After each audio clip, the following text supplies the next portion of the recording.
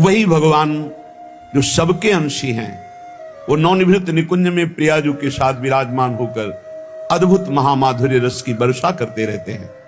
कैसे कोई जाने, हम उनके चाकर हैं।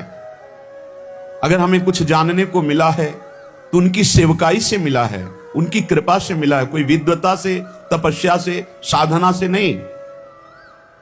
कोई बड़े बड़े ईश्वर कोटि के महापुरुषों जैसी साधना कर भी सकता है क्या? 80-80 हजार वर्ष जो समाधि लगाते तो हमारे हजारों जन्म हो जाएंगे कीड़े मकोड़े की तरह।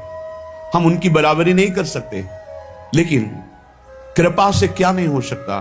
कृपा हो गई और हमें सेवकाई मिल गई लाडली लाल की, श्यामा श्याम की। हमें उन्होंने अपना बना लिया, बस इससे बढ़कर हमें और कुछ नहीं चाहिए। हम गर्व से कहते हैं हम श्यामा श्याम के हैं। ये जो हमें कहने का सौभाग्य मिला, इससे बड़ा कोई पद नहीं है।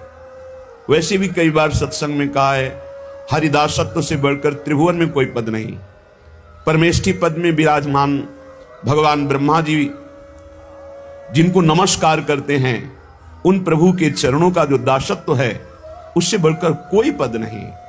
फिर प्रभु जिनके चरणों में नमस्कार करते हैं, वो प्रेम सागर की सार रूपा श्री लाडली जू महारानी जू।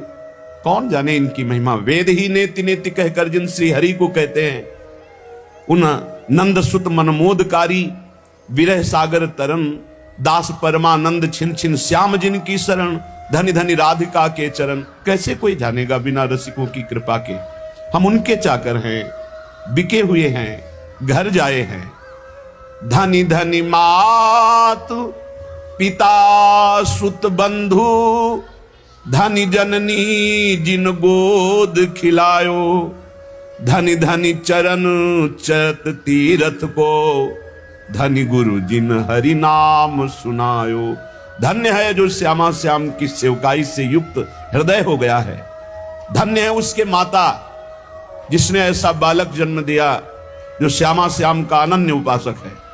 सेवक जी ने भी कहा, नाम प्रसंग कहे तो प्रदेश, जाया धर्म धन्य सो देश, धन्य सो कुल जय जन्म भयो, धन्य सो तात धन्य सो माए, संतत सकल सुनो चितलाए, श्री हरिवंश प्रताप जस।